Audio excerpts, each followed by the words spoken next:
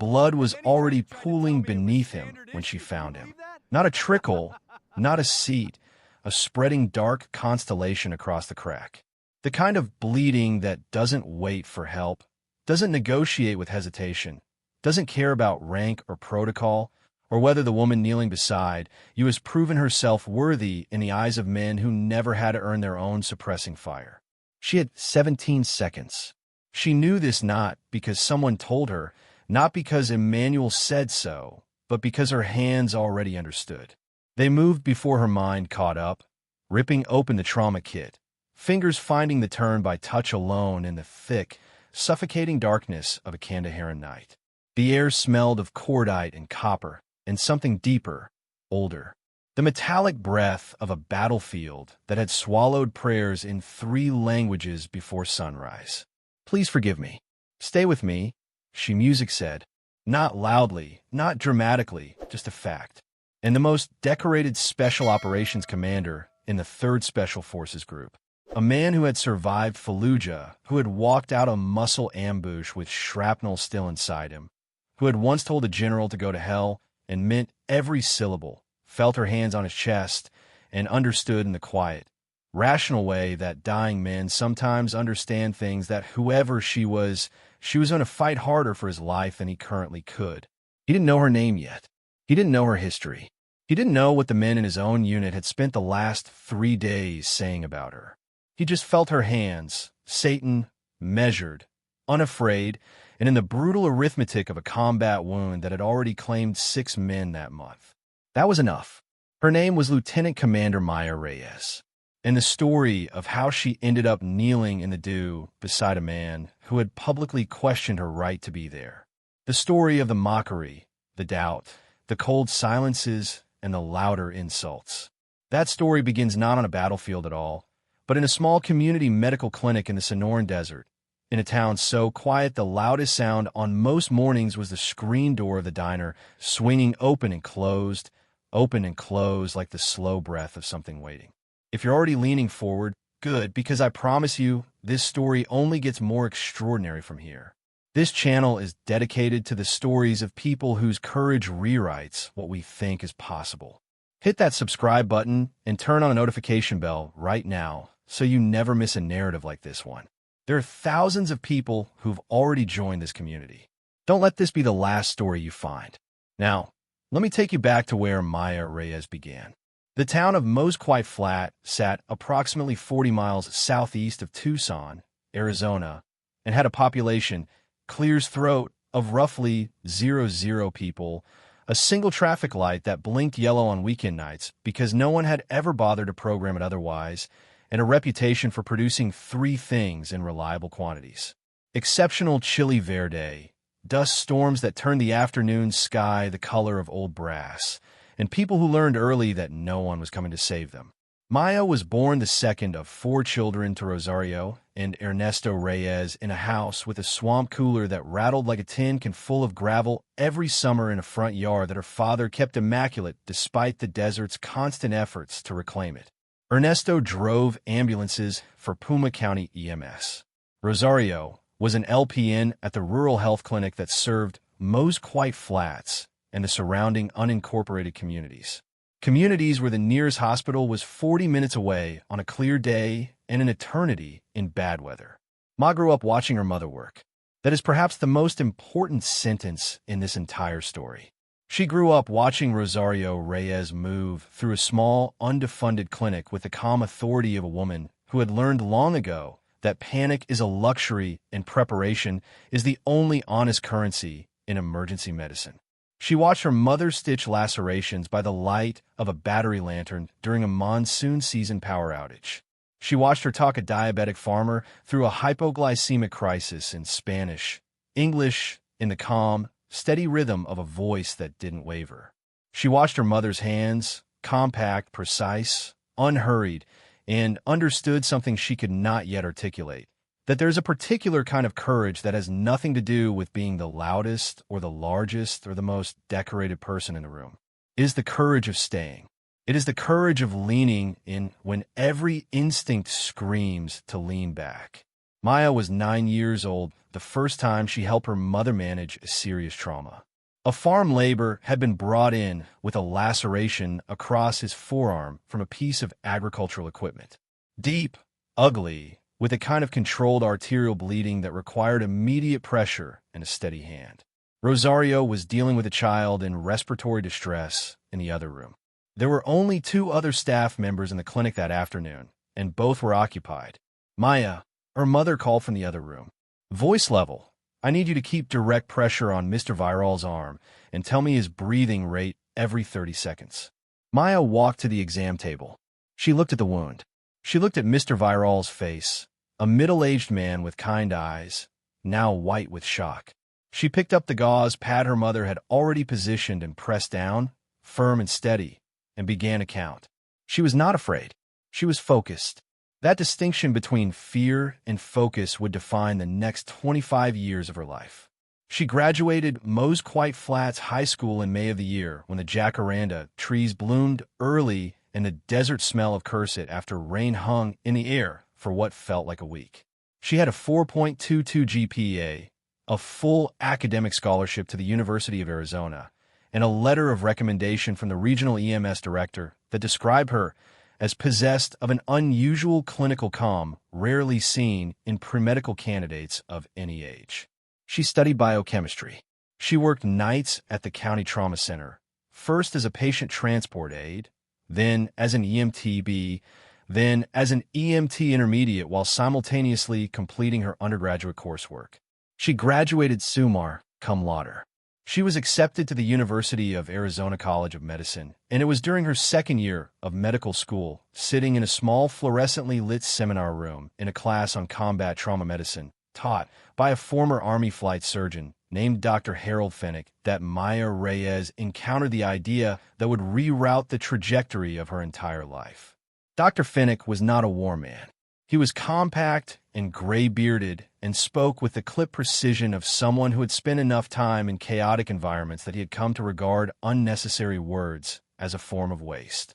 He taught the combat trauma seminar as an elective, and most of the medical school treated it as a curiosity, an interesting footnote, not a calling.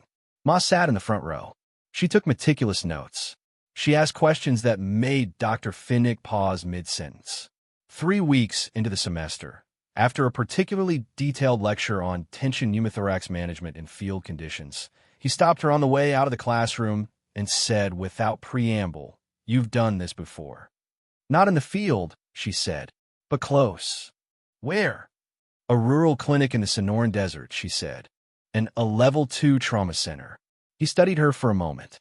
He had the evaluating eyes of a man who had spent a career in triage, quickly, accurately sorting signal from noise. "Have you considered Navy medicine?" he said. She had not. Not seriously. But she looked at him and saw something in his expression that wasn't recruitment pitch. It was recognition.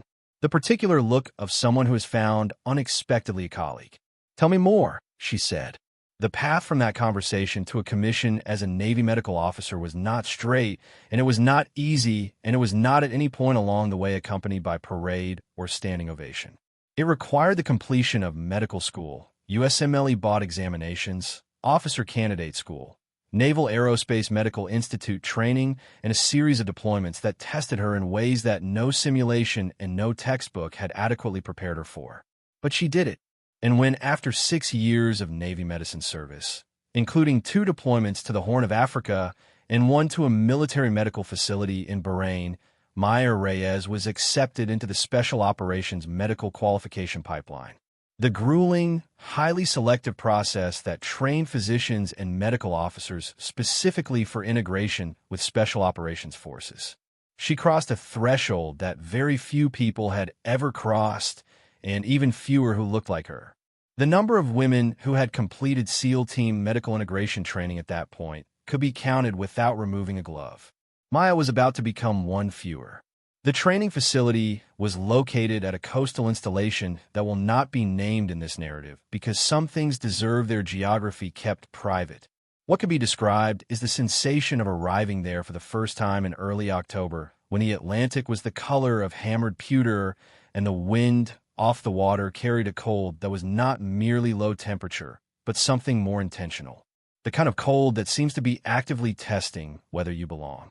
Maya stepped off the shuttle bus carrying 2 sea bags and a medical kit that she had personally packed, repacked, and packed a third time over the preceding 2 weeks. She was 34 years old. She was 5 feet 4 inches tall and weighed 138 pounds of muscle built over years of early mornings and non-negotiable discipline. She wore her dark hair in a regulation bun, and she carried on her face the particular expression of someone who has already had the version of this conversation in their own head 1,000 times and has already decided how it ends. The other candidates were already assembled on the grinder, the concrete parade ground where so many careers have begun and ended and been dismantled and rebuilt. There are 14 of them. Maya was the only woman. The instructor cadre conducted the initial muster with a brisk, dispassionate efficiency of people who had seen enough candidates come and go to have excised any emotional investment from the intake process. Paperwork, physical assessment, kit inspection, assignment of bunk assignments, and facility rules delivered in a tone that suggested the facility rules were non-negotiable and the consequences of forgetting them were not academic. Nobody said anything to Mia directly. Not yet. The first 3 days were hell, which was expected. The first 3 days were always hell. The physical demands of special operations medical training did not discriminate by gender or age or the elegance of your medical school rank. They discriminated only by performance. Could you run 10 miles with a 70 pounds ruck in the dark and still have a motor control to start and for the end of it? Could you perform a surgical cryotherapy with adequate technique after 6 hours of cold water exposure? Could you think in a cramped, mechanical, precise way that saving a life in a non-permissive environment requires when your body was burning in your hands when number one was going to help you? Maya could. She was not the fastest runner in the group. She was not the strongest swimmer, but she had a quality that the instructors who had seen enough to value it above almost anything else referred to among themselves as task focus under duress. When other candidates got rattled, their technique deteriorated. Small procedural errors appeared. The margin between correct and incorrect began to BL Mia's technique was the same at hour 1 as it was at hour 16. This was noticed, but it was noticed quietly in the way that the cadre noticed things clinically without ceremony filed away in the running mental ledger that detained who was still standing at the end of each assessment phase. What was louder in those first weeks was everything else. It came in layers the way most things do when they are designed to be deniable. First, there were the looks, the sideways assessments, brief and flat, that communicated a settled opinion arrived at before she had done anything to deserve one. She caught them in the chow line at the equipment locker during the 30-con windows between evolution stations. They weren't hostile exactly. They were worse than hostile. They were the look of a conclusion already reached. The look that says you have already been measured and found insufficient, and the measurement is not open for appeal. Then there were the small logistical discourtesies. Equipment that was not available when it should have been or had been moved.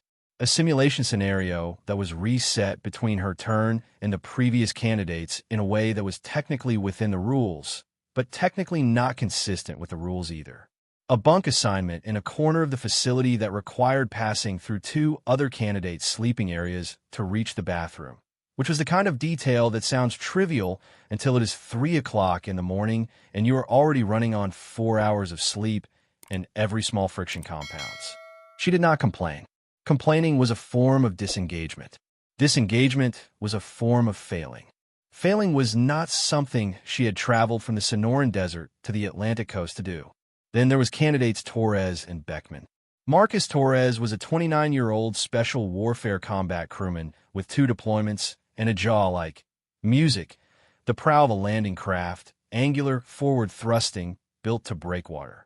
He was technically excellent, physically dominant, and possessed of an emotional intelligence that ran in a bandwidth so narrow it almost bent back on itself. He was not a cruel person exactly. He was a person who had grown up in a world with very clear ideas about who belonged where, and he had never been given sufficient reason to examine those ideas.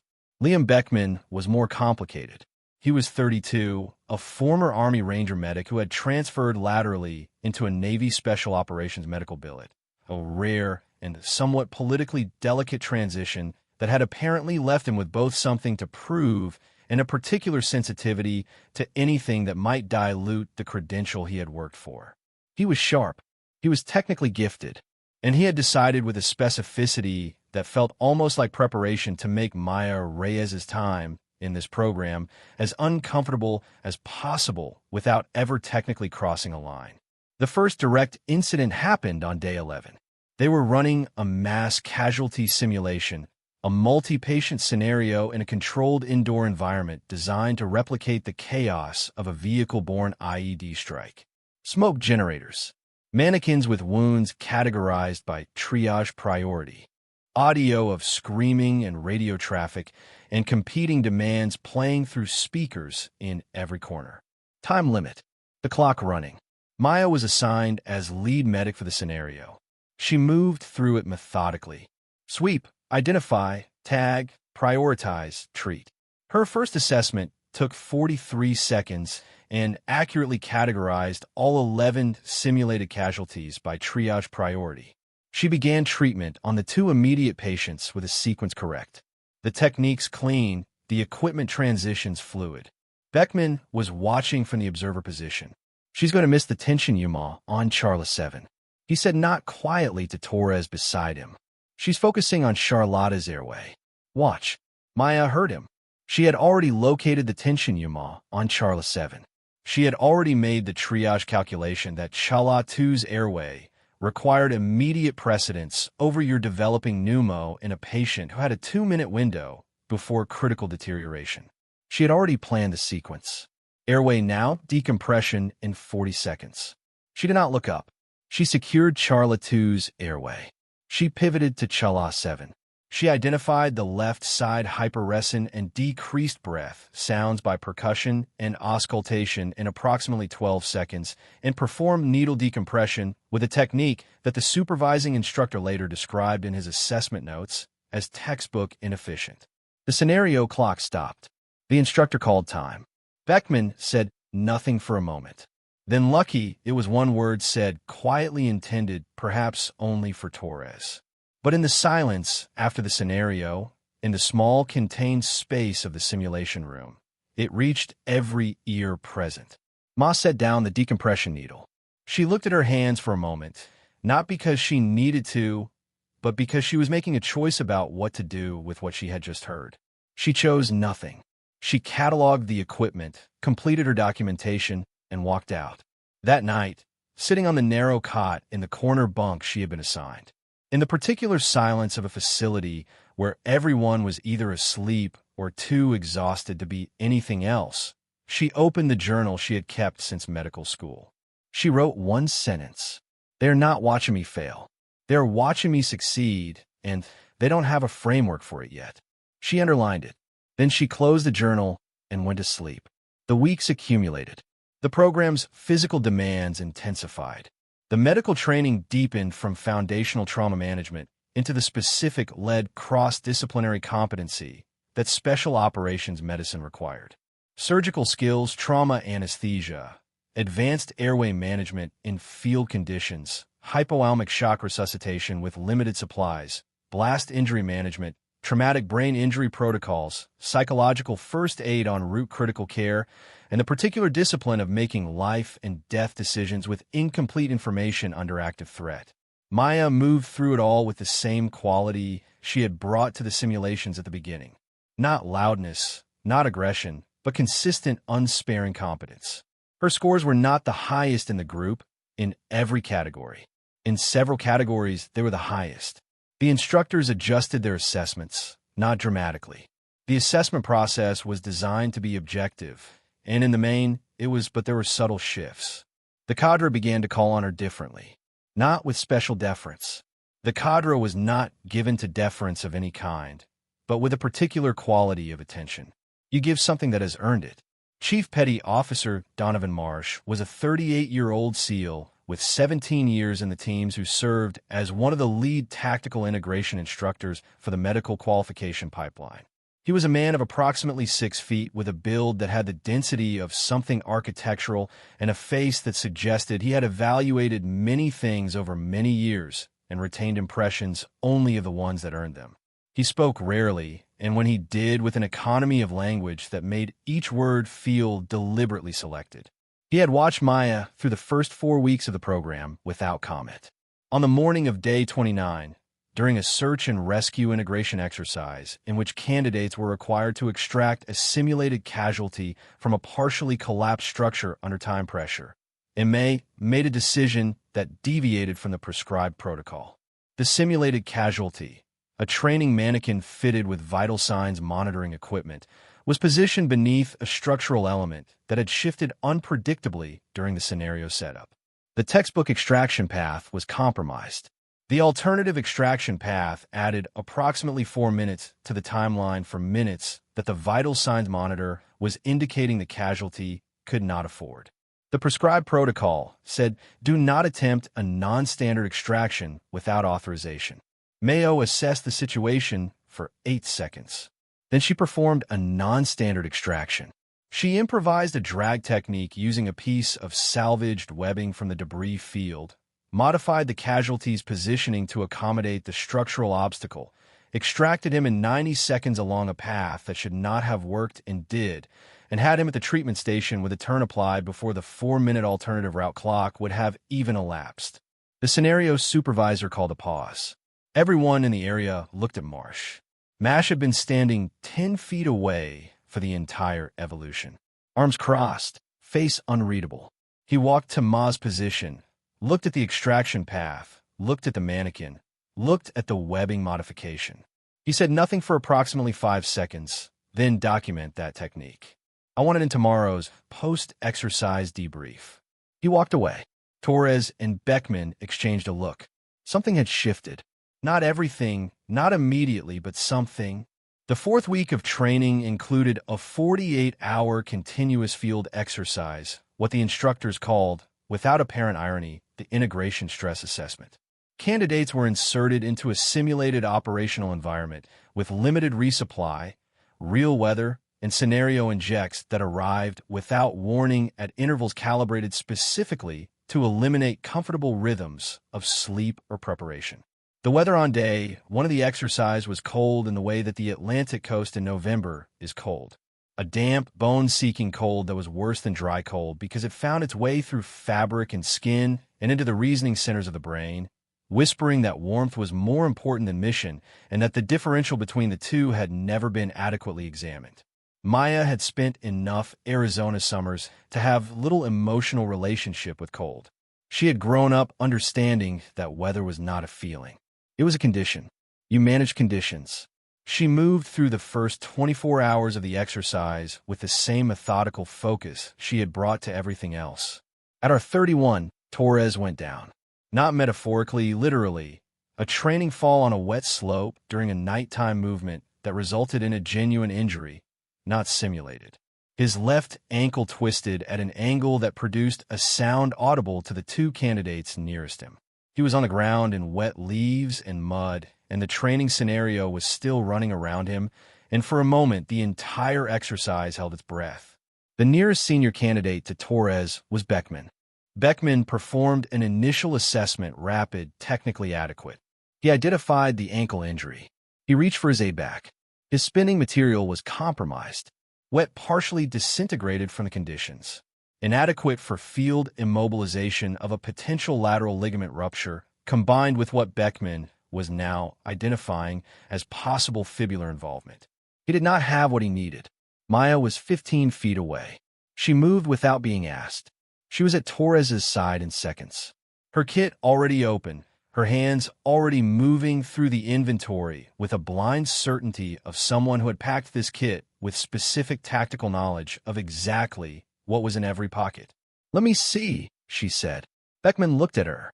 Something complicated crossed his face. Something that was not one thing, but several things at once. Pride and practicality, and the particular war between them that happens when you are presented with help you need from a source you have spent weeks trying to discredit. He moved aside. Maya's hands were on Torres's ankle. She palpated the lateral malleus and the fibular shaft with a methodical graduated pressure sequence that mapped the injury geography in approximately 40 seconds. She identified significant lateral ligament involvement, possible fibular fracture, no vascular compromise. She selected materials from her kit with the efficiency of someone who had rehearsed this exact scenario in clinical environments for a decade. Torres was watching her face. She was not looking at his face.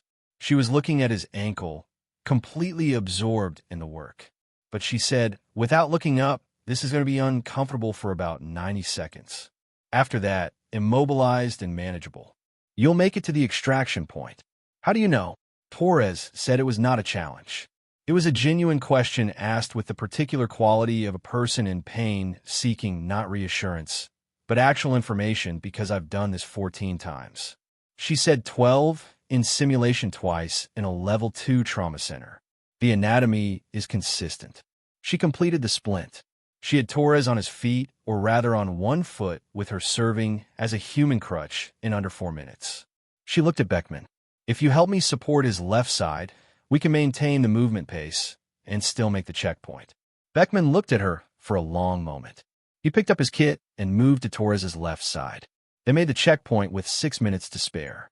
In the debrief that followed the exercise, Marsh asked each candidate to identify one moment in the preceding 48 hours that had required a decision outside their training parameters. When he got to Maya, she described the Torres splint in clinical terms without emphasis, without drama.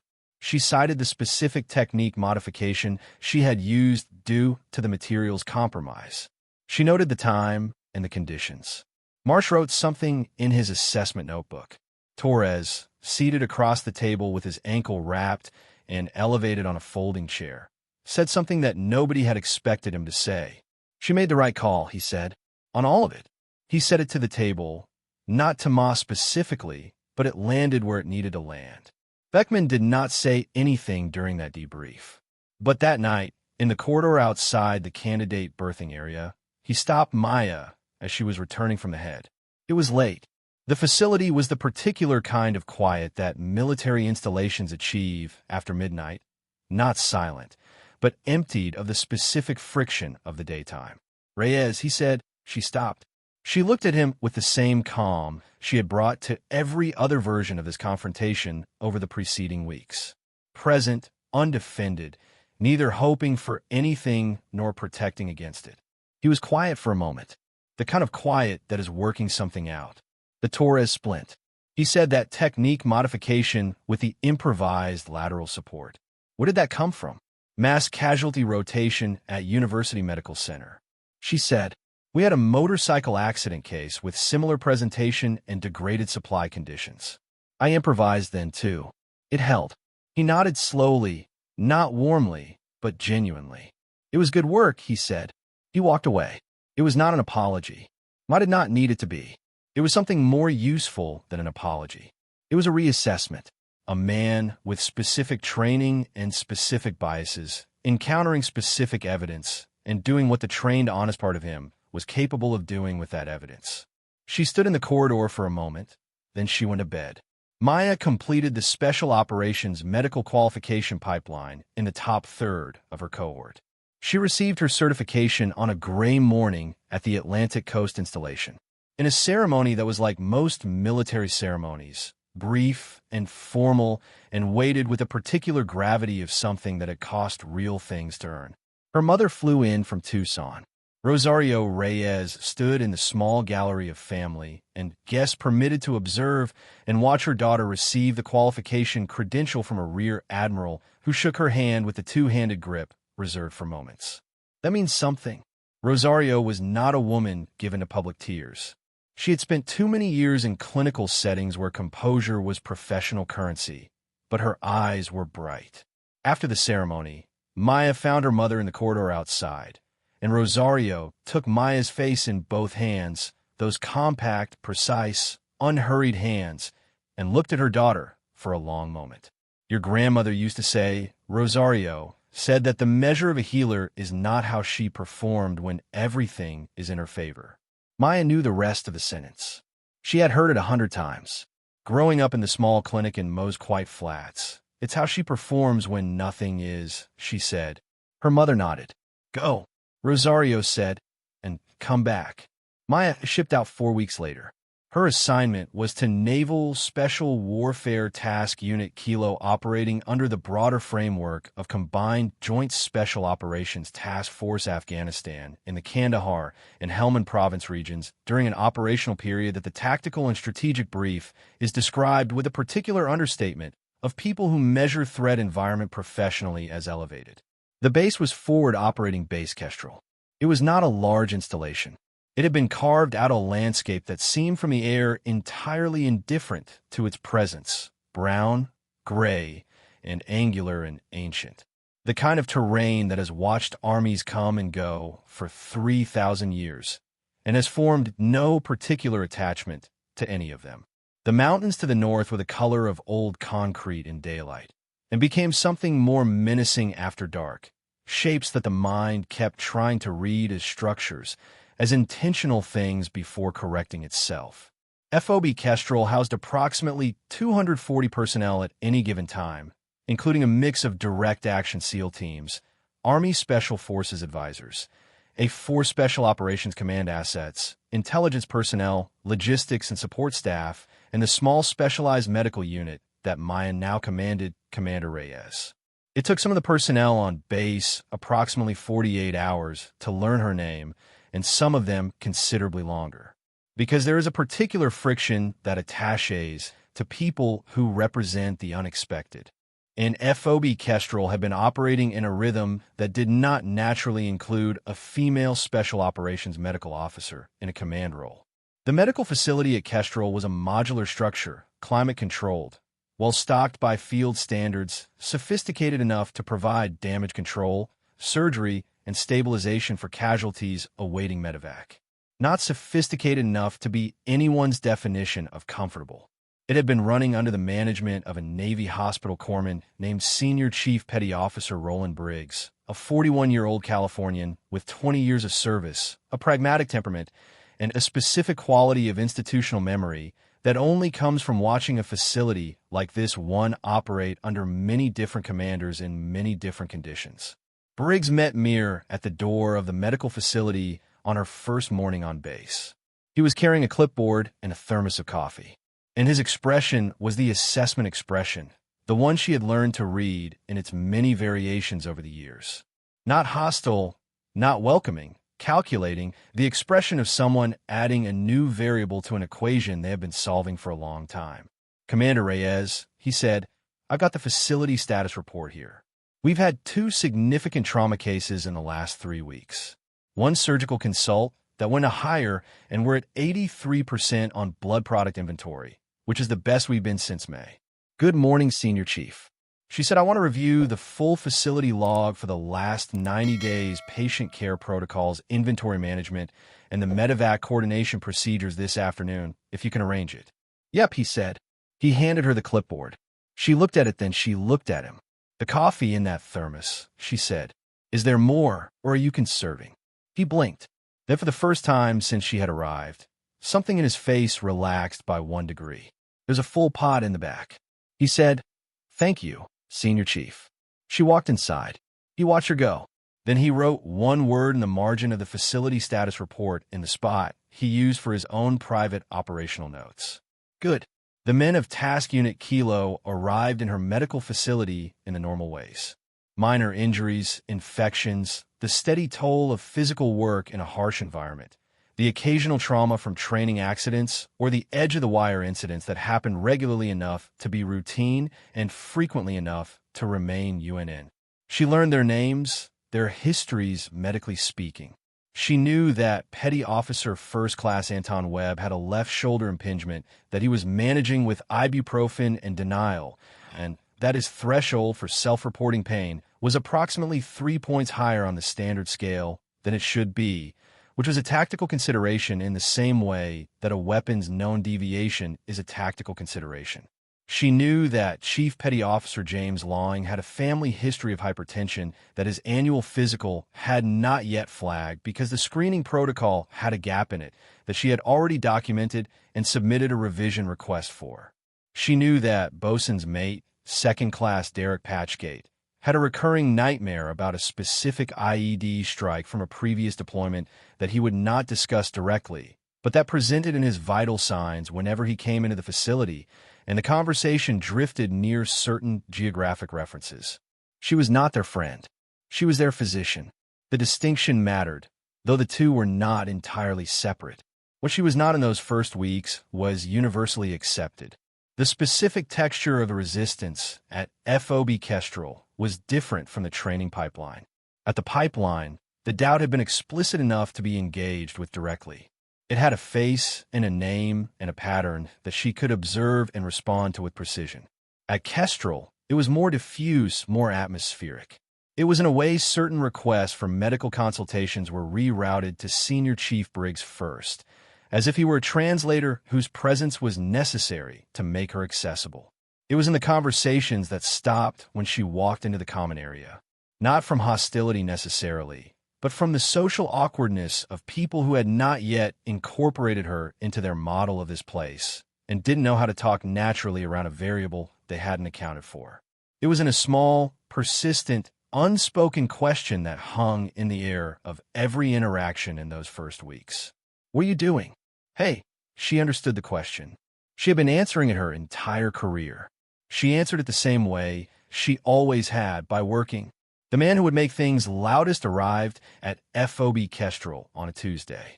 His name was Commander Wesley Hargrove.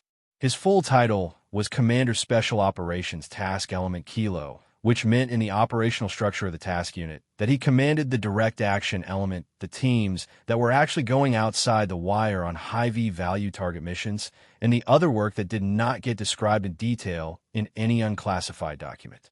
He had been temporarily reassigned from another task unit following an injury to the previous SOTFK commander, and he had arrived with a reputation that preceded him the way the sound of a large engine precedes the vehicle. Steady, unmistakable, and growing louder. Wesley Hargrove had 2 Silver Stars, a Navy Cross, 11 combat deployments, and a command philosophy that could be summarized in approximately 3 words: results over everything. He was 43 years old, 6 feet 1 inch, with the kind of physical presence that takes up more space than the actual square footage it occupies. And he moved through the world with a particular efficiency of someone who had never once in his adult life entertained the possibility that a room contained something he could not handle. He was also, as Maya learned, within approximately 4 hours of his arrival, one of those people who had very clear and very fixed ideas about certain things in the presence of a female special operations medical officer in a command role at his task unit was one of the things about which he had ideas. He did not say anything directly. He was experienced enough and politically aware enough to understand exactly where the line was drawn and to stay on the acceptable side of it. But the tone of every interaction in those first days communicated the subtext clearly. He did not believe she belonged there. He was not going to pretend otherwise beyond the minimum required by professionalism. And he was going to watch with particular attention for the first evidence that his assessment was correct. The first direct confrontation happened on day 5 of his command. There had been an incident 3 kilometers from the wire. A patrol from one of the Army Special Forces elements that fell under the task unit's operational umbrella had encountered a pressure plate IED. 3 casualties, 2 were walking wounded. 1 was critical abdominal blast trauma with significant hemorrhagic component. Hypotensive on arrival GCS of 11 and falling. The medevac window was 4 to 7 minutes out.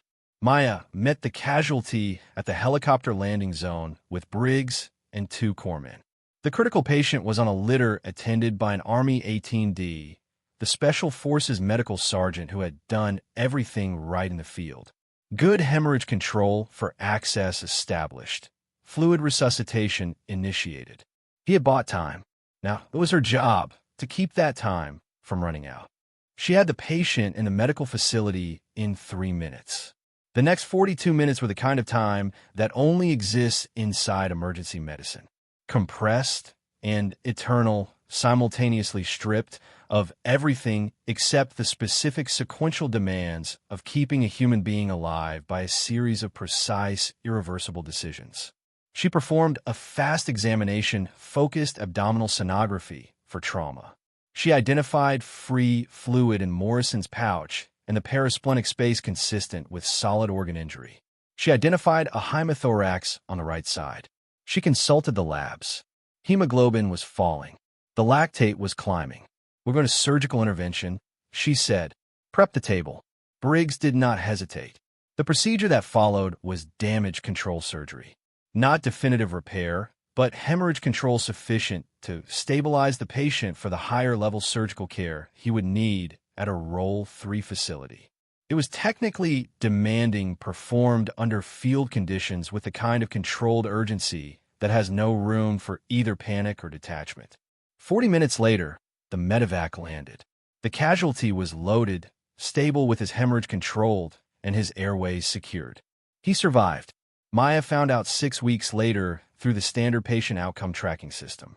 He survived, and the subsequent surgical team's report noted that the damage control intervention performed at the field facility had been decisive. She did not announce this outcome. She noted it in her records and moved on.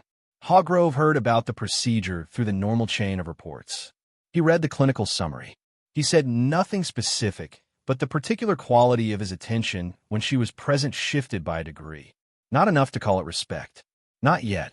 Just enough to call it something other than dismissal. The weeks moved in the particular way that time moves in a deployed environment. Days that are simultaneously very long and very short. Weeks that feel both compressed and endless. The rhythm defined not by the calendar, but by the operational tempo and the weather and the irregular punctuation of incidents that pulled everything into sharp focus before releasing it back into the ordinary. She ran sick call every morning. She reviewed the medical readiness status of every operator under her care. A population that was by selection and training and culture constitutionally resistant to self-reporting medical issues, which made her job less about waiting for people to come to her and more about knowing where to look. She updated the facility protocols. She ran trauma drills with Briggs and the corpsmen.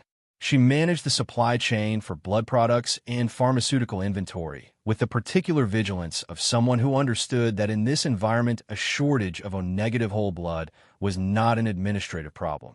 It was a tactical liability. She also, in the particular ecology of a small forward operating base, found the people who would become her people. Senior Chief Briggs was the first and the most important.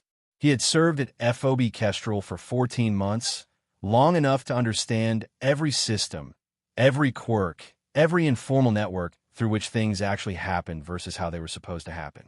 He was, as Maya had intuited on the first morning, not a man who wasted loyalty or judgment. He gave both where they were earned and not before.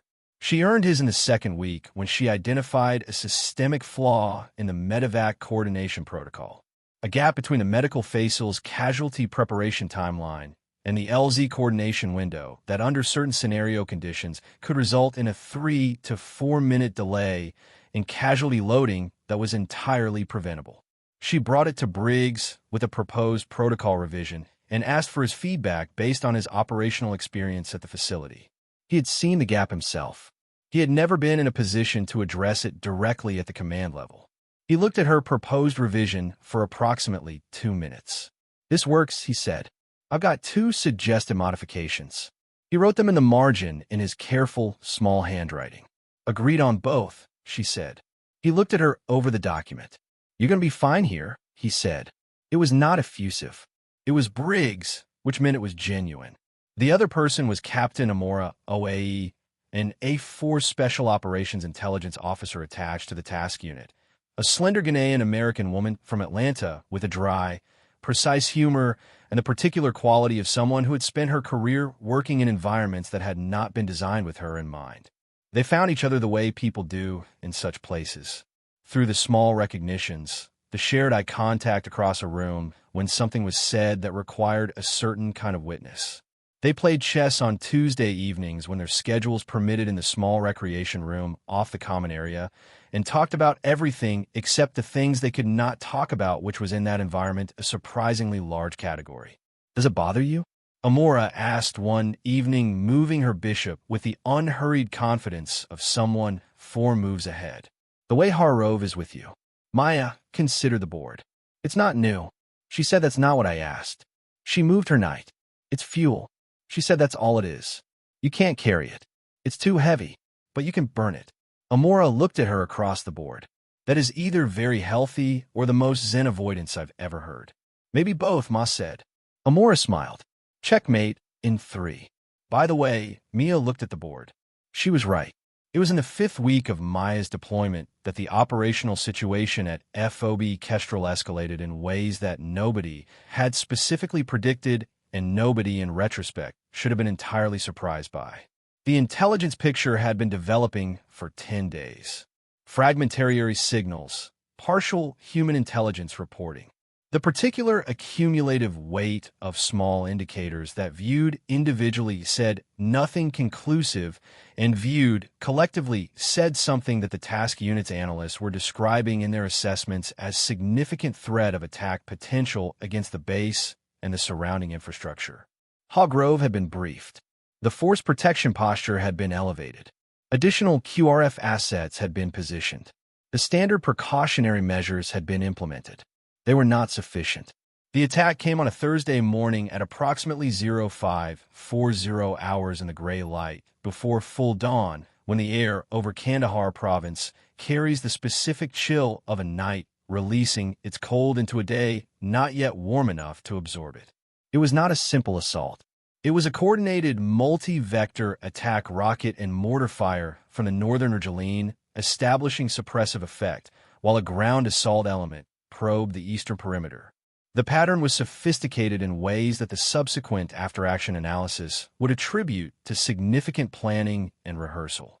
The timing of the fire elements, the specific targeting of the base's communications infrastructure in the opening seconds, the selection of entry points that exploited the exact geometry of the base's defensive layout. Maya was in the medical facility. She had been there since 0500, going over the previous day sick call documentation before morning routine began. The first impact landed approximately 250 m from the facility's eastern wall, close enough to rock the modular structure on its footings, close enough to shower the floor with ceiling insulation and knock the 4 supply cabinet sideways against the firewall. The second impact was closer. She was already moving. Briggs materialized from the back room with a particular quality of someone who had heard that sound before and had a very specific pre-computed response to it. Massal protocol, she said. She did not need to tell him. He was already pulling the mass casualty triage kit from the secondary storage shelf. The radio on the wall crackled. The base defense net was already saturated, voices overlapping. The particular chaos of a coordinated attack in its first minutes, when situational awareness is fracturing faster than it can be rebuilt. Medical. This is QRF, factual. We have casualties at the Eastern BM, number unknown. Requesting immediate response. Maya keyed the handset. Medical copies. Staging for casualty receipt. Send them to us, or give me a position for forward response. A pause. Gunfire audible through the radio. Close enough to distort. Forward response. Easton Berm, Sector 7. Multiple down. She looked at Briggs. Oh, he said he would hold the facility.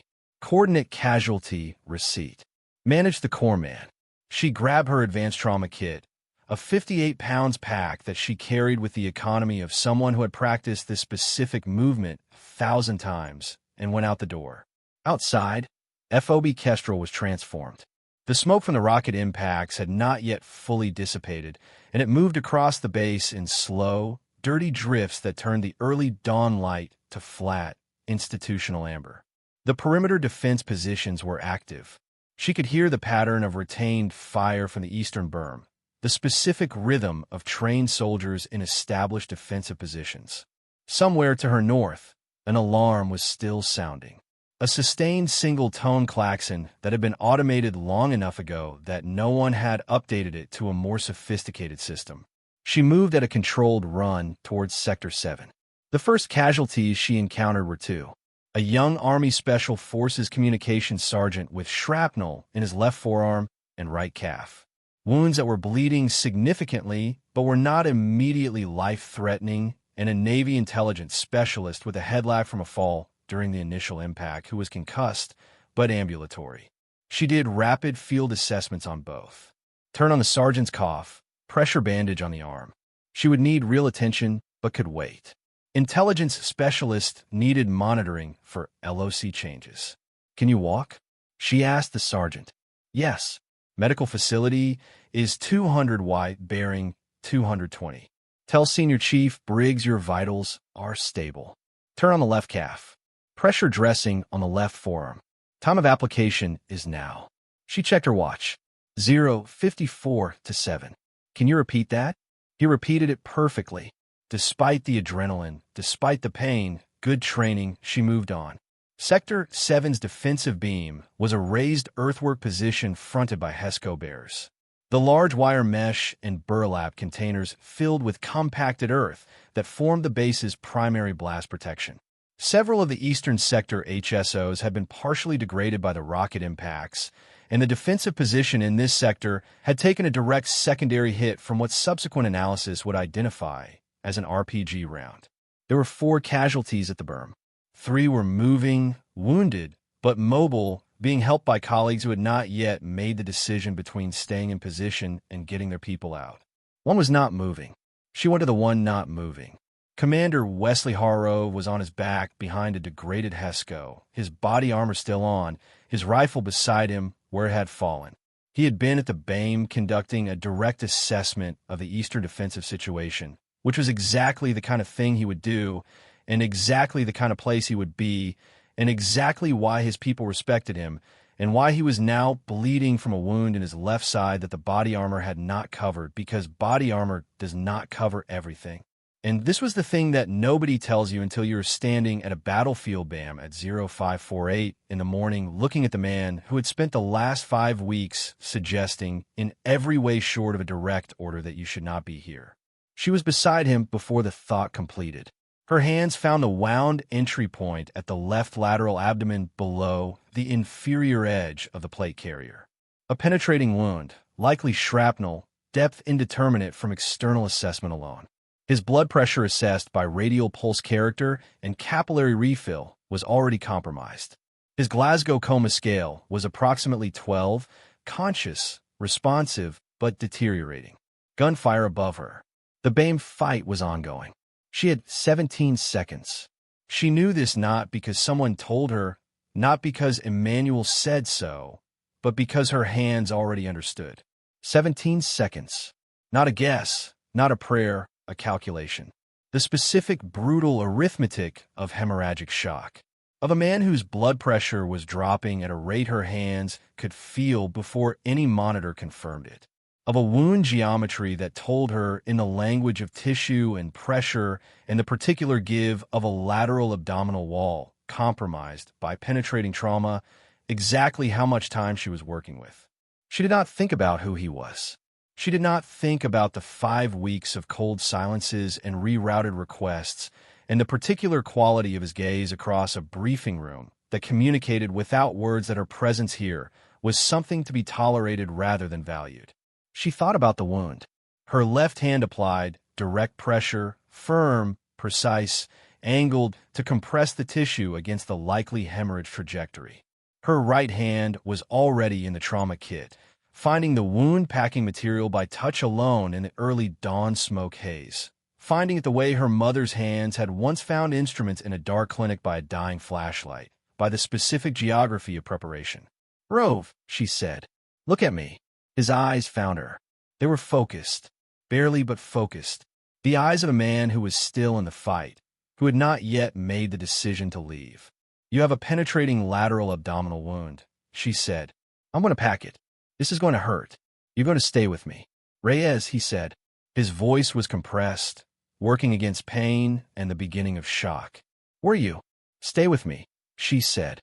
The same 2 words she had said 6 weeks ago to a man she did not know in a story. She is still living in the first seconds of a narrative that had always been heading here. She packed the wound with a combat gauze high-stick dressing designed specifically for this penetrating wounds with significant hemorrhage limited access, no time. She applied pressure with both hands, leaning into it with the weight of her upper body, maintaining the compression at the level and duration the protocol required. 4 to 5 seconds. Hogro's jaw was tight. His hands had found the dot on either side of him and were pressing flat against it. The unconscious animal response to pain. Grounding yourself against the earth when everything else is uncertain. Breathing. She said it was not a question. She was assessing his respiratory pattern, looking for the signs of thoracic involvement, paradoxical movement, tracheal deviation, the progressive deterioration that would tell her the wound had a component she hadn't yet mapped. His breathing was fast, but regular. Good BP's dropping, she said to herself as much as to him. She had already reached for the tourniquet with her right hand, maintaining pressure with her left forearm across the packed wound. I'm starting a line. You can't start a line and maintain. Watch me. She said it was not a boast. It was a statement of fact delivered in the same tone she used for everything. Level clinical certain. She had practiced this exact scenario in the qualification pipeline.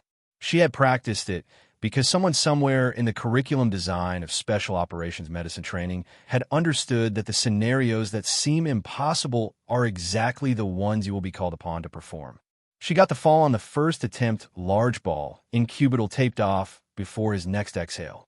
She reached the fluid pouch, normal saline, the one she had pre-warmed in the inside pocket of her kit against her body, because warm fluids in a cold patient matter, and she had learned this not from a manual, but from watching a patient deteriorate from cold coagulopathy in a Bahrain trauma bay and deciding that she would never watch it happen again for a preventable reason. She connected the line. Warm, Haro said it came out as something between statement and question.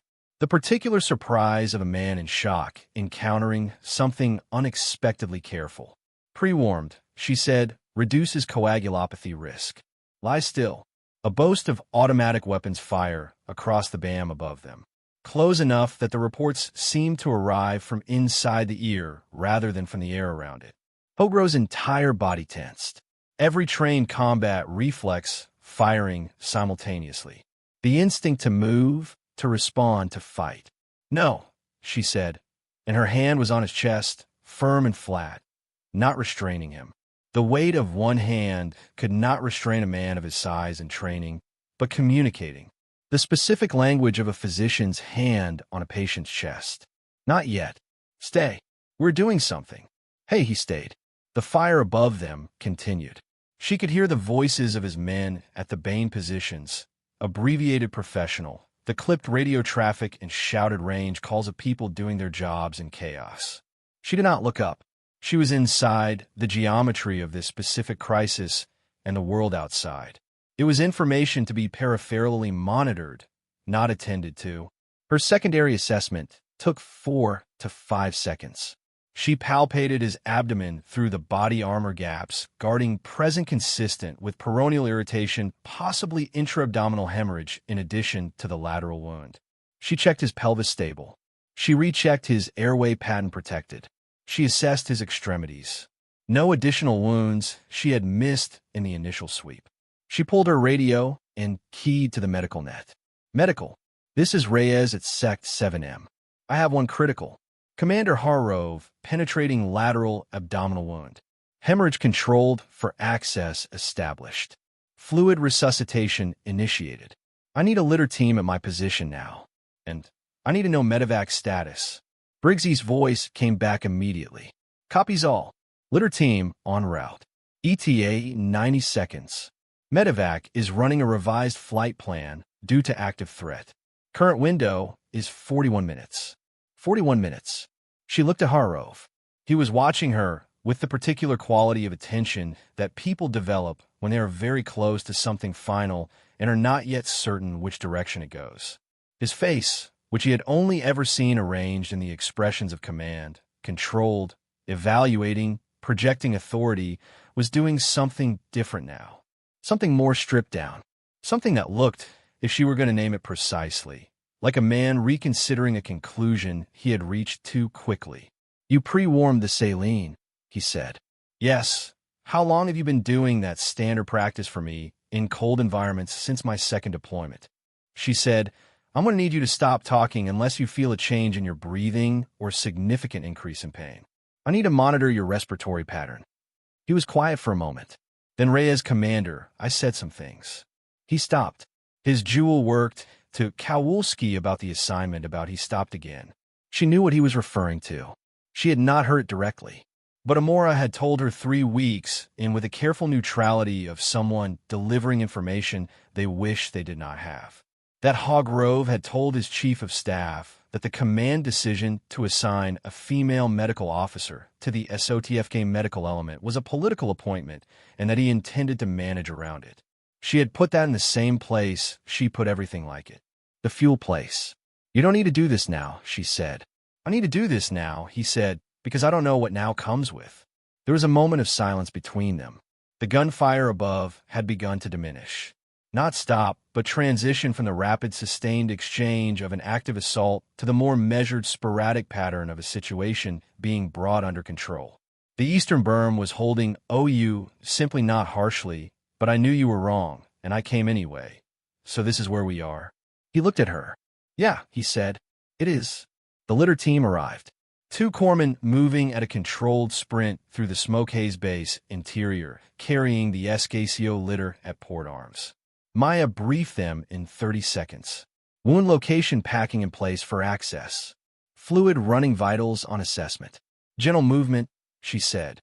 "Do not disturb the packing. Do not hear me.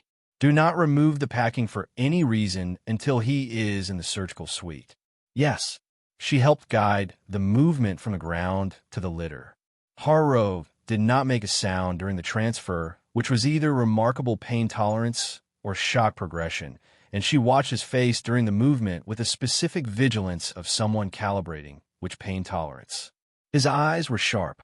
"I've got the other 3, she said to herself, already turning back to the bear. The next 90 minutes were the kind of time that exists outside normal chronology. Maya moved through the eastern sector with Briggs, who had arrived at Sector 7 with the secondary triage team. And the 2 of them worked the casualties with a particular efficient intimacy of people who have over weeks of preparation and proximity developed a working language that is mostly nonverbal. A look, a gesture, a weight shift toward a specific supply pocket that communicates without syllables. There were 11 additional casualties across the base's eastern and northern sectors. 3 critical for urgent for delayed. She managed all of them with the core men, directing, treating, prioritizing, communicating with the medevac coordination net with the constant methodical updates that kept the evacuation pipeline running. She did not stop moving. She did not stop thinking. The medevac arrived at 0649, 41 minutes after Briggs's initial estimate, which meant that somebody in the aviation chain had held to their timeline despite an active threat environment, which was its own form of extraordinary. The critical casualties were loaded in the sequence she specified. Harrove was the first. As the litter passed her on the way to the LZ, his hand, for line still running, fingers grasping with a particular deliberateness of someone making a specific chosen gesture rather than an automatic one, reached out and caught the edge of her sleeve. She looked at him. "Reyes," he said, "Commander, good work." 2 words, but his eyes said something the words alone couldn't carry. The specific weight of a man who has been wrong about something important and knows it, and is finding in the particular extremity of a moment like this the decency to say so. She held his gaze for a moment. "Get better," she said. "You still owe this unit a good operational briefing." Something crossed his face that in any other context she might have called a smile. Then the medevac wrote to Wash took everything. Conversation, expression, the decayful architecture of the moment, and swallowed it into noise and wind and the specific diesel and metal smell of a helicopter that has come from somewhere urgent and is going somewhere urgent, as they always are, as they always will be. She watched it lift, then she turned back to the base. There was still work to do.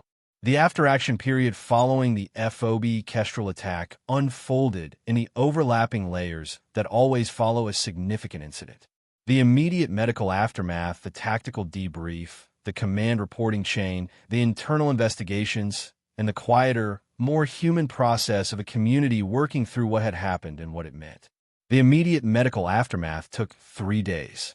2 of the critical casualties required additional surgical intervention at the RO3 facility. Both survived. The urgent and delayed casualties were treated and returned to duty within various timelines, depending on wound severity.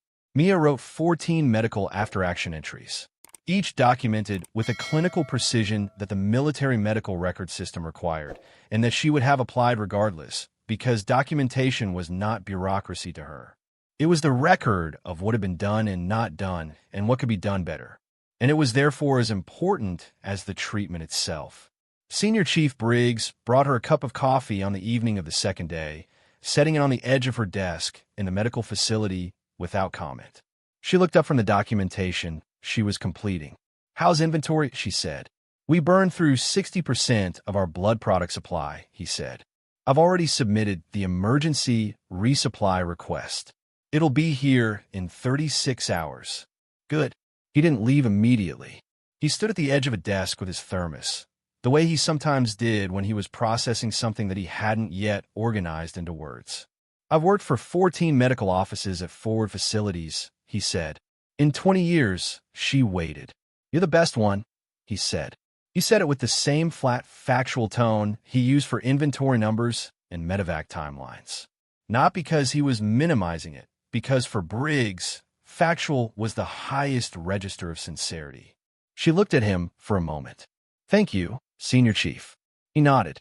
He refilled his thermos from the pot in the back room. He left. She looked at her coffee.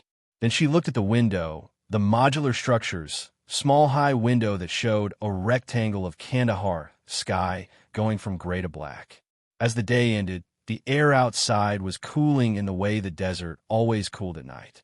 Suddenly, completely, as if the heat had been a decision that was simply unmade. She thought about her mother's hands.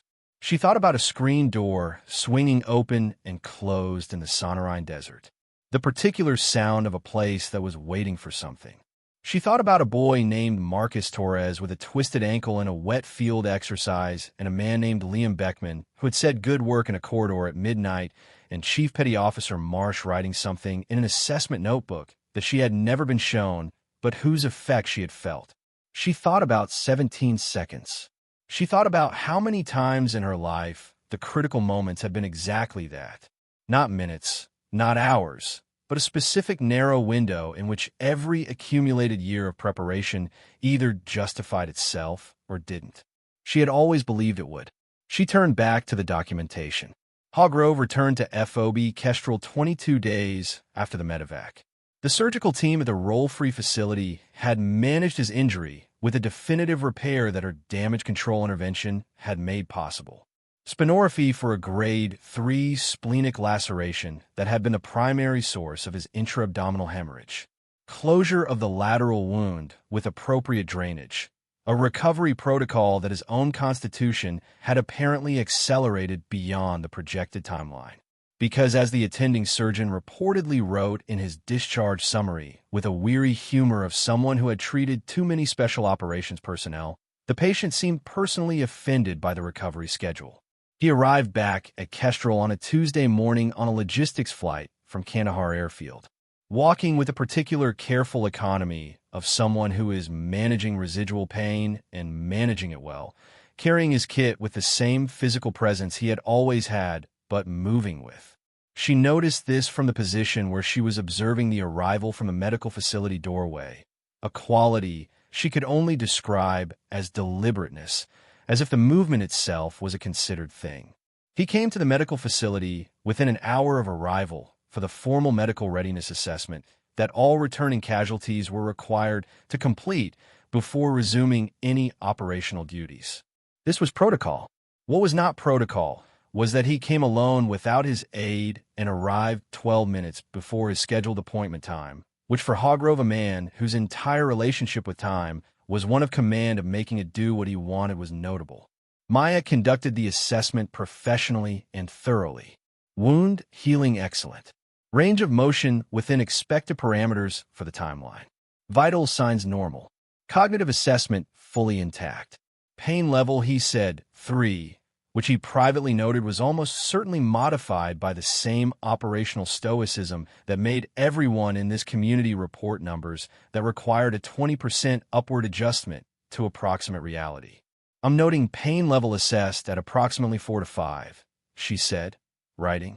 You'll stay on a modified duty protocol for another 7 days. No heavy lifting, no tactical operations. I'll reassess at the end of that period. Understood, he said. She finished the documentation, set down the pen, looked at him across the small exam table. He had the expression of a man who had prepared something and was now finding that the preparation felt insufficient for the actual moment. Reyes, he said, Commandanda. He looked at the window, then at his hands, then at her. I had a lot of time in that hospital, he said. 22 days when you're not used to being still. When the thing you do is move and decide and push forward, and then you're in a bed and you cannot do any of those things. He stopped. You think, she said, you think he agreed about the things you've done and the things you didn't do, and whether the gap between those two things is a gap you can actually live with. The room was quiet. Outside, the bass was in its mid-morning rhythm.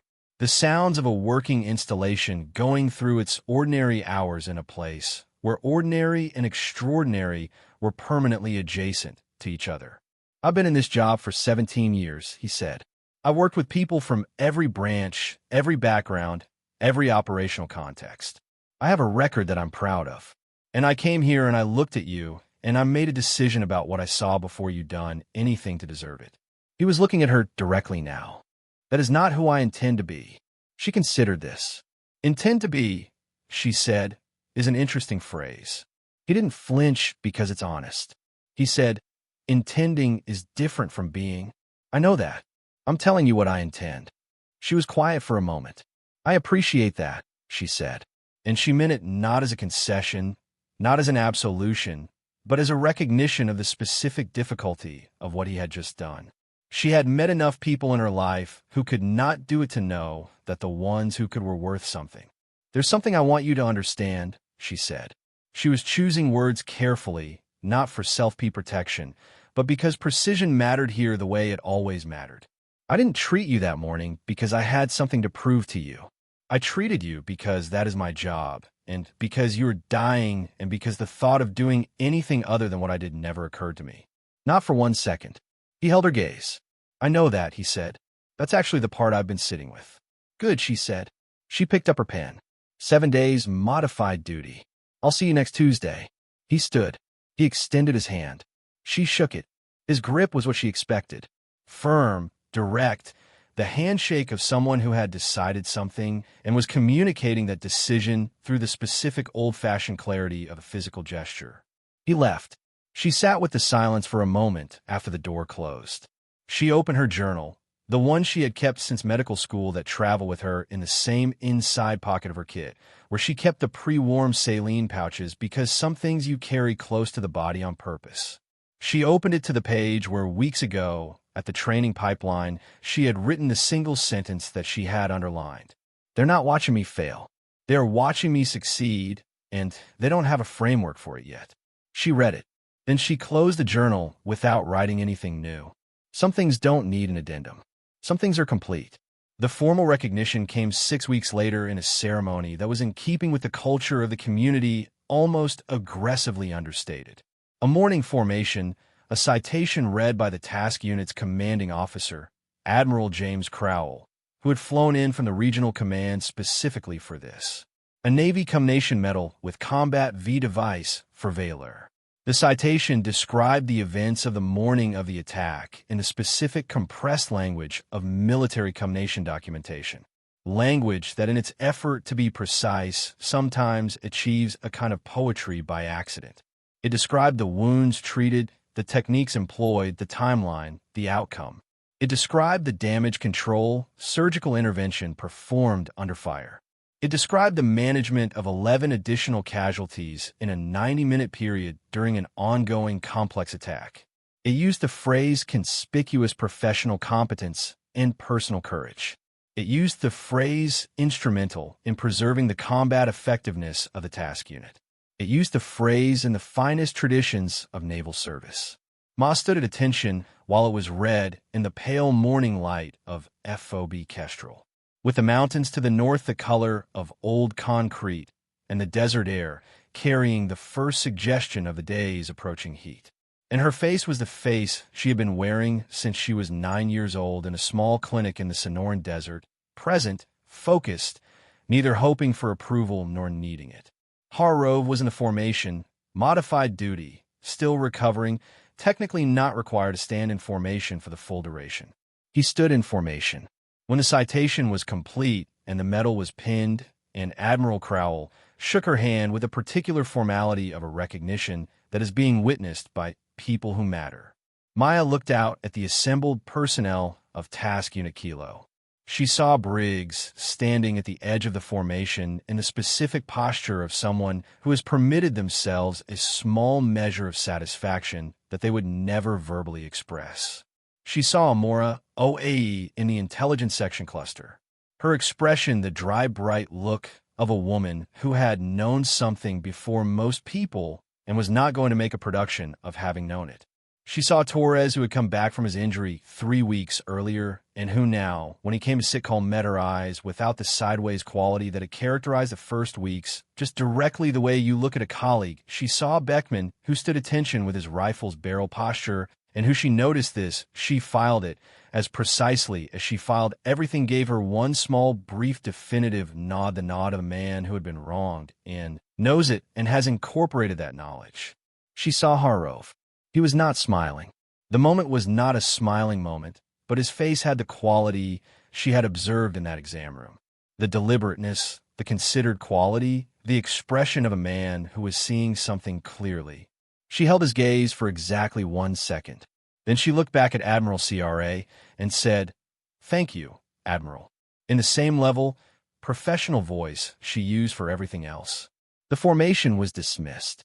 The base returned to its ordinary, extraordinary day. She called her mother that evening. The satellite connection from FOB Kestrel was reliable, but not generous.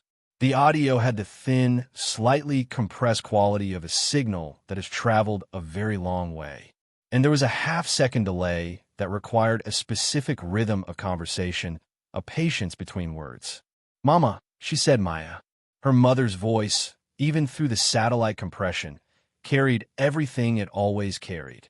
Warmth and practicality, and the particular solidity of a woman who had spent decades being the person others leaned on and had never once found that role diminishing. "I'm well," Ma said. "I wanted you to know." "I know," Rosario said. "I always know." Ma smiled. She was sitting outside the medical facility on an equipment crate. The Candaharan nights settling around her. The stars over the base extraordinarily clear in the way they only are altitude and in places where there is very little ambient light to compete with them. "They gave me a medal today." She said a pause, the satellite delay. "For what?" "For doing my job." Ma said another pause. "Tell me," her mother said. So she told her not everything. There were things she could not say on an unsecured line. Things that would stay in the operational record and in her own memory and in the specific private geography of a night on a Kandahar bear. But the shape of it, the shape of a morning and a wound and a decision that was never really a decision because it was made before the moment arrived. Made in every clinic and hospital and field exercise and night shift and cold water motion and dawn run and surgical simulation that had come before. Her mother listened. The satellite hummed. When Maya finished, Rosario was quiet for a moment. "Do you remember?" She said, "Mr. Viral, the farm labor, the arterial laceration, the afternoon clinic with the failing light." Maya be 9 years old. "Yes," Maya said. "You were so calm," her mother said. "I remember thinking from the other room. I can't hear her panicking. And I thought, this child either doesn't understand what's happening or she understands it better than most adults." Maya looked up at the stars. "I understood," she said. "I know you did," her mother said. "I've always known." The satellite connection hummed in the space between their voices. The particular silence of a signal maintaining itself across a great distance, thin and steady and unwilling to break. "Come home," Rosario said. "I will." Maya said, "I always do." She was on the base for another 11 weeks. In that time, she treated 107 patients. She managed 2 additional mass casualty events. One from a training accident involving a vehicle rollover, one from a small unit engagement in a neighboring sector that produced 6 casualties in 40 minutes. She performed 3 damage control surgical procedures. She revised the medevac coordination protocol twice more, each revision building on operational data that only became visible through use. She minted 2 junior corps men, Petty Officer Second As Dias Santos and Hospital Corpsman First Class Michael Tran, with a specific demanding patience of someone who has been trained by the best and intends to pass it forward without dilution. She spent Tuesday evenings playing chess with Amora OAE. She won 2 games. She lost more. Amora was better and Meyer respected better without needing to defeat it. She and Harrove developed a working relationship that was by the end of those 11 weeks something she would describe, if she were asked, which he was not, as genuinely Khalil. He was not transformed by the experience into a different kind of person. He was still the man he had been, direct, physical, command-oriented with a bandwidth for certain kinds of subtlety that remained narrow. But within that structure, something had been permanently adjusted. He listened to her medical assessments with the complete attention he gave to intelligence briefings and weather reports, things that determine outcomes. He included her in operational planning discussions when medical contingency considerations were relevant, which was always, and the inclusion was real, not performative. On the morning of her departure from FOB Kestrel, a gray wind-cord morning in late spring, the mountains still carrying their concrete coloration, but warmer now, something loosening in the light. He walked her to the flight line. He was not required to. It was not protocol. He walked her there. They stood on the edge of the LZ while her kit was loaded. The Chinook already running on the pad, its rotors throwing the morning air into a roar that made conversation effortful. He leaned in slightly so she could hear. "Where are you going?" he asked. "Naval Medical Center, Port South," she said. "For 2 months. Then I've been nominated for the Senior Medical Officer billet with DevGru." She paused. "Depends on whether the review board approves the nomination." He was quiet for a moment. Then he said, "I signed the endorsement letter last week." She looked at him. He met her gaze with the same directness he brought to that exam room. The directness of a man who had made a decision and was at peace with it. "You're the best medical officer I've worked with," he said. "And I've worked with a lot of them." He paused. "That's not a compliment. It's a professional assessment. There's a difference." "I know the difference," she said. The Chinook's crew chief was signaling. "Time." She picked up her final bag. "Commander," she said. "Reyes." For what it's worth, she paused, finding the word she wanted. "You were the hardest version of right that I've ever had to earn, and I think those are the ones that matter most." He held a gaze. "Get on the bird, Commander," he said. But something in his voice carried the weight of all the things that the taste direct register of a man like Wesley Harrove could not fully convey. Gratitude, perhaps, and something more honest than gratitude. The particular acknowledgement of a person who has been made better by an encounter that they did not seek and initially resisted. She walked up the ramp. The Chinook lifted through the small porthole window. She watched FOB Kestrel recede. The HESCO walls and the modular structures and the communications mass and the flight line and the particular geography of a place that had taken 11 weeks of her life and given her back something she hadn't known she needed confirmed, not her competence. She had always known about her competence something else, the knowledge that even the most resistant ground eventually yields to patient, honest pressure that you do not have to change yourself. To change a room, that the work is its own argument, and it is sufficient that sometimes the most profound form of courage is the willingness to keep being precisely who you are in the face of every force arranged against it. She watched the base until it was a cluster of brown and tan and the dull glint of metal in the morning light. And then it was a mark on the landscape. And then it was part of the landscape, indistinguishable from the ancient brown-gray earth that had watched armies come and go for 3,000 years and retained. This morning, one more story. She turned away from the window. She opened her kit. She checked the inventory, a thing she always did upon departure, upon arrival, upon every transition between states. Not from anxiety, from the same qualities she had brought to every examination table in Trauma Bay and field position since she was 9 years old, holding gauze against a farm worker's arm in a failing light clinic, while her mother's voice came steady from the other room. Preparation. The kind of preparation that is not waiting for the worst to happen, but has already understood that it will and has already decided what to do when it does. Everything was in order. She closed the kit. She settled back in the canvas seat of the Chinook with the roar of the rotors and the thin cold of altitude, replacing the heat of the base below. And she closed her eyes, not because she was tired, because she was for the first time in 11 weeks. Still, just for a moment, just long enough. The commendation letter from Admiral Crail filed in Maya Ray's permanent service record contains a line that the Admiral apparently added personally outside the standard citation language. In the section reserved for command commentary, it reads, Lieutenant Commander Reyes demonstrated a quality that cannot be trained and cannot be evaluated by any existing assessment metric.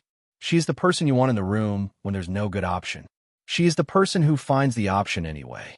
It was entered into the record on a Tuesday, and somewhere in Mose White Flats, Arizona, in a small clinic 40 miles southeast of Tucson, a woman with compact, precise, unhurried hands read a letter from her daughter in the particular morning light of the Sonoran Desert with the sound of the screen door swinging open and closed behind her.